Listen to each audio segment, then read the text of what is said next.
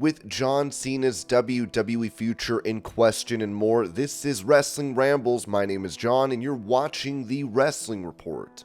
Before we move on, make sure you subscribe to Wrestling Rambles with notifications on, and don't forget to like the video.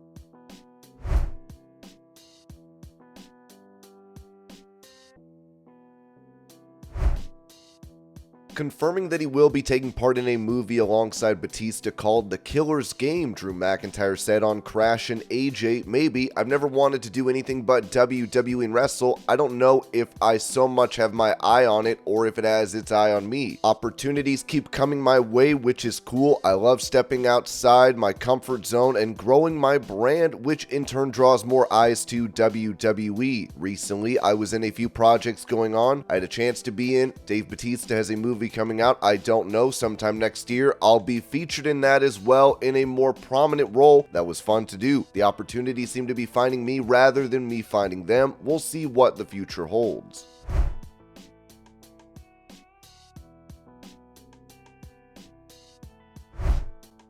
In another interview, Drew McIntyre said this about those stars that were recently let go from WWE, telling Good Karma Wrestling, "I hope they are inspired. From what I gather, the company literally tells people, do a Drew. My brother once said, you've become a verb. You have to go out there and reinvent yourself, grow your brand, and make yourself more valuable. I believe that's the advice that the company literally gives people and some of the superstars that are released and come to me to ask for advice. Hopefully they'll look at the template of what I did. When I left, the model was usually take that WWE character, take it around the world, get paid X amount. The second time around, you'll make a little less, and finally you'll find a wage that you'll stop on, and that will be your wage, and hopefully one day you will make it back to WWE. My business mindset was, that's terrible business sense. I'm absolutely not doing that. I'm going to reinvent myself. I'm going to show what I can truly do." Social media is becoming really big, which it was becoming huge in 2014. I can take everyone around the world with me on my journey, and I'm really going to reinvent what it means to be an independent wrestler. Thankfully, a lot of people believed in me, gave me a lot of opportunities, a lot of platforms to show what I can do, and I really succeed, and everybody can follow that. The next guy was Cody Rhodes, and he had his own version, which led to the creation of another company. You watch Matt Cardona now. While Cody and I eventually kind of went to the TV level, Matt's been able to keep it at an independent level, but really become super popular, super successful, and he has Carney in him that I never truly had.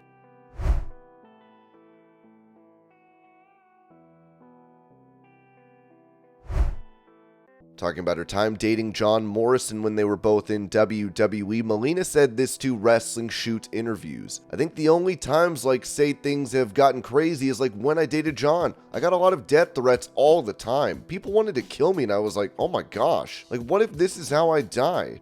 Somebody just, because I'm dating you?" I was like, dude, and he's like, "Nothing's gonna happen to you." Oh no, some of these people are really serious. When asked, was it jealous women who were sending death threats? Yeah.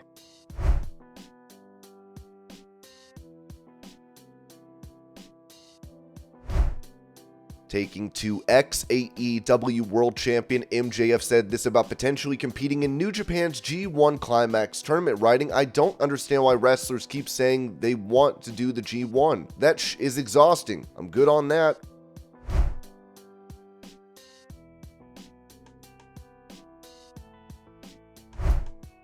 Showing off some new ink, AEW star Darby Allin can be seen with a new face tattoo.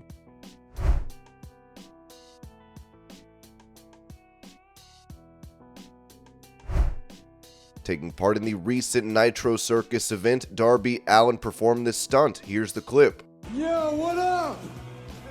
Yo, I'm not doing too good. My shoulder, I think, is fractured. 2 weeks ago, I kind of messed up my elbow pretty bad, and last week I had to go train to climb Mount Everest, so I haven't really given my shoulder any time to rest, but when I heard Nitro Circus was coming through Texas, I had to come, so thank you.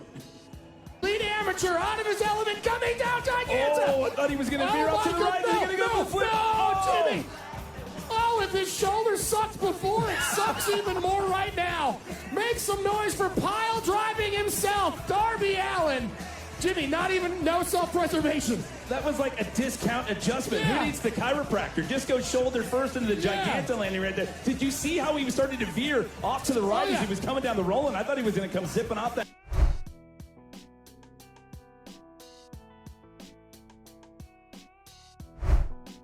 Mentioning a promotion that is looking to sign him when his deal with New Japan Pro Wrestling expires, Will Ospreay told Sports Illustrated the deal is up in February and we're still in negotiations. I'm looking to explore every single option and every single avenue. Impact Wrestling is in the running for my next home. I'm willing to test the waters. So this match against Mike Bailey is a real treat for me, and I'm excited to do it, especially with what could happen next year.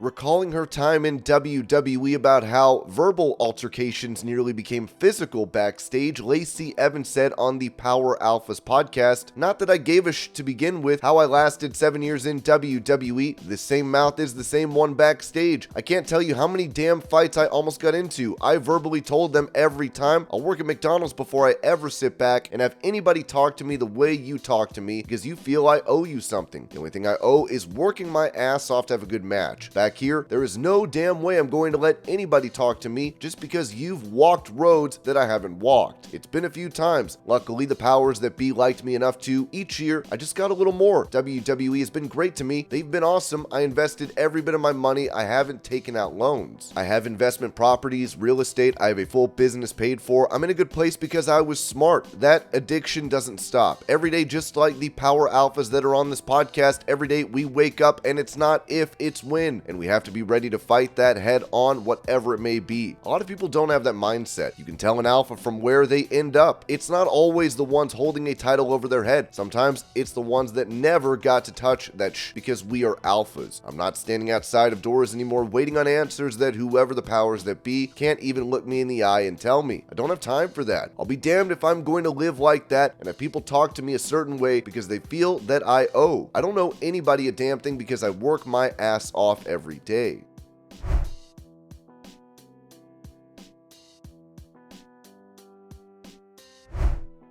Touching on how her tag team partner Liv Morgan is doing after suffering a shoulder injury earlier in the year, Raquel Rodriguez told the Dallas Morning News, "I've talked to Liv, she's doing great, she's really recovering well. She's in very good spirits and of course she's very, very anxious to come back. I don't have a specific date of when she'll be back, we're all waiting for her. I know I miss her terribly, so I'm very excited for that, but I feel like time has been flying and she's just been on her recovery, so I would assume she'd be back sooner rather than later and probably before any of us can really imagine."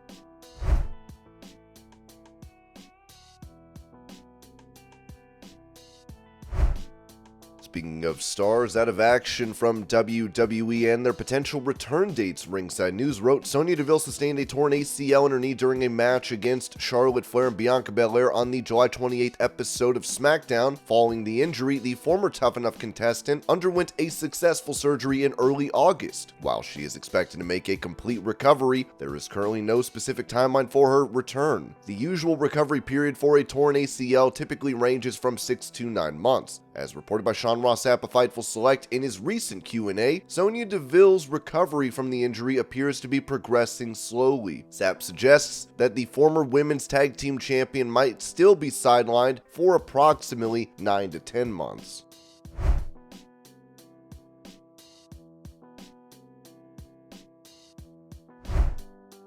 Giving details on Rob Van Dam and AEW, this was said by Sean Ross Sapp during a Q&A for Fightful. Rob Van Dam is back in action next Wednesday in Philadelphia for AEW, but he's just on a per-appearance basis. He hasn't signed an actual contract.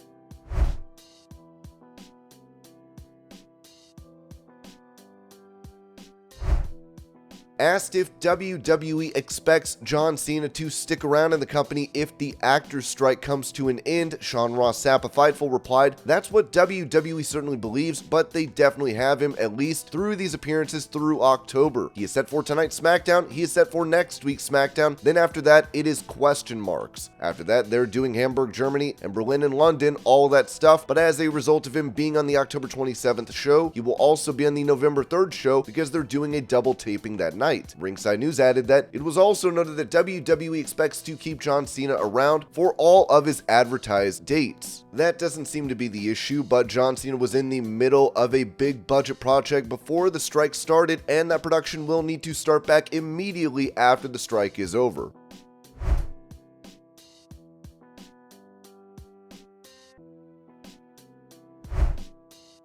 Revealing a release from WWE that took place, Sean Ross Sapp Fightful noted, Jason Cade has not been with WWE in quite some time, we're told. He was being tried out as a producer within the company for months. Earlier this year, he hadn't appeared on internal producer sheets in quite some time and rarely had solo assignments. Ringside News added that the report mentioned that Jason Cade was enlisted to assist in the production of women's matches based on the recommendation of the highly respected TJ Wilson within the division. As of now, there is no specific explanation for Cade's departure from the company. And this was your Pro Wrestling News Update. I hope you're all having a great day. Thank you so much for watching, and I will see y'all later.